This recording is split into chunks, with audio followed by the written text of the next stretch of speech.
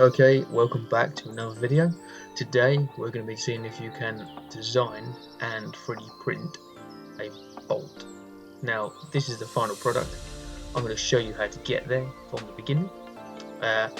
This is a M8 times 1.25 pitch bolt with a 6mm hex in the top. Now this is what it's already done, so if we go over here and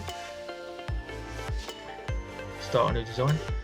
Right, first of all, you want to do a design, create a sketch. Choose the bottom plane, press C for circle, and you want to start off with your actual shank of the bolt. So you put 8mm, and you've got your little circle with the 8mm diameter. So you want to come over here to the top, just sort of go to the side a little bit, finish sketch. Come over to here, top left hand side, extrude, click on that, and you want to say a 10mm, so let's go 15, a 15mm extrusion, which goes up. Now this will be the actual shank of the bolt. By the shank I mean this will be where the thread will be.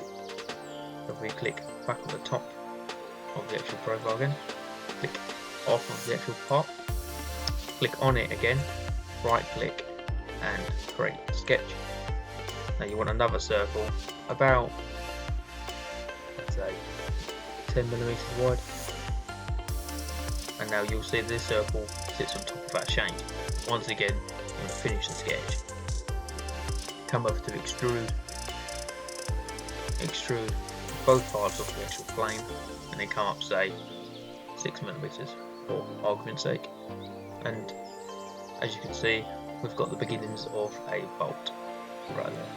This will be obviously when you drive it in, and this will be where the thread sits. So let's come up to the top again.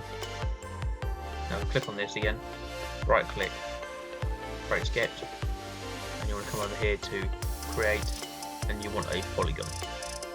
I go for the inscribed polygon, and then click on the center point, come over here, and what you want to remember is if you click 6 for 6mm, if you input 6mm into it, the hex will be massive, because this measurement is from the center point to this measurement is from here. Let me show you. Click that. This measurement is from the center point to the actual outer hex. Now that's too big, because obviously 6 and 6 is 12. You want a 6mm Allen key to drive this in. So what you've got to do is you've got to change that to 3. So then 3mm there, 3mm from the center point to the actual outside, and then 3mm from the center point there. 3 and 3 is 6. So that will be a 6mm head on top of that for a 6mm Allen key. And now with this, what you want to do is you want to finish sketch, come over to extrude again, click on the actual polygon, but this time you want to click on cut for the operation. So you want to go back, say -5, not 50, -5. See? And that cuts a nice little hex in the top there to drive the bolt in. Now we'll put chamfers on it in a minute and some fillets, but for now we'll go down here and click on this cylinder. This is where you want to come over to create again, come down and click on thread, and you get your little thread box pop up. And obviously if you want to 3D print it, make sure you click this button here, which is modelled. Otherwise if you unclick that, it will show you sort of what the thread looks like, but it will not model it onto the 3D printing software. So click on modelled, it'll model it on the drawing for you. You want an isometric profile, it's an 8mm shank, so you've got to make 8mm size. M8 times 1.25, there's loads of different ones, 0.8, 0.75, but we'll say with M8 times 1.25 pitch. The class doesn't really matter, right hand, and then the size. Okay, and there you go, you've got your thread on your bolt. Now for all the bells and whistles, a good thing we can do is we come back up to the top. This will make it a little bit easier when driving in. Click on modify, come down onto chamfer, move your little chamfer box over here and click 1, 2, 3, 4, 5, 6. That's 6. Obviously the 6 sides of the hex. Now if you put a 1mm chamfer in, it's quite big, as you can see, so the smallest my 3D printer can go down to is 0.4. So we'll do that. That'll just be literally just one little pass from the actual printer. Enter, and you've got your little chamfer. Now to go in further, if you click on fillet, we can hotkey and press F, click on the outers, and I'm going to do 0.4 again, and there you go, you've got a little bolt. Now you can go further, you can hollow it out if you want to put a magnet up it, but this is only to see if the actual printer can print a bolt. Like, I've printed a thread before on this channel, and I thought, well, we might as well see if we can print a plastic bolt that goes in it as well. This will be in an upcoming project. This is like sort of showing you the basics of how to print stuff and how to get sort of tools in your arsenal to use. If you've seen my other video on how to 3D print stuff, this should be very straightforward, but I'll show you again in this one. You come over to File and click 3D Print, top left hand corner. You get your little 3D print box come up, selection, preview mesh, number of triangles, blah blah blah.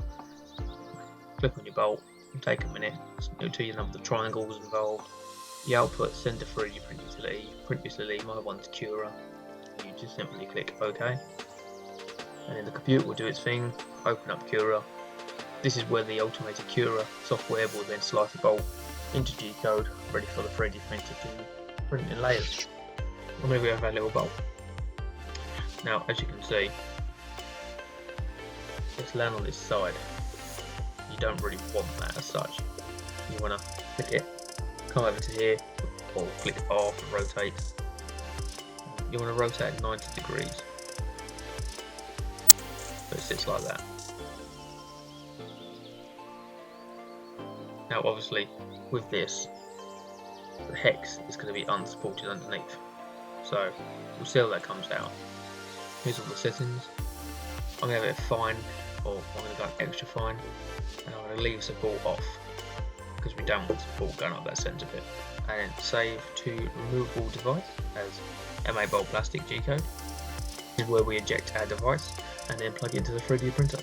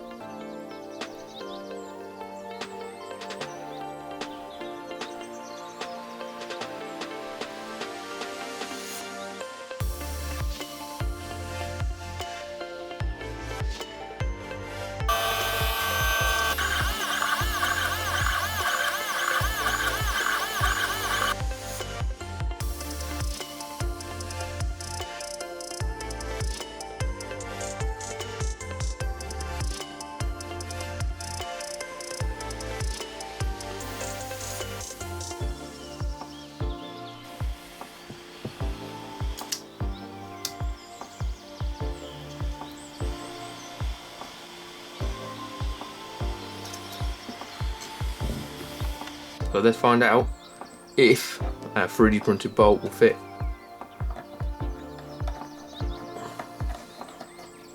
And there we go. That is a 3D printed bolt.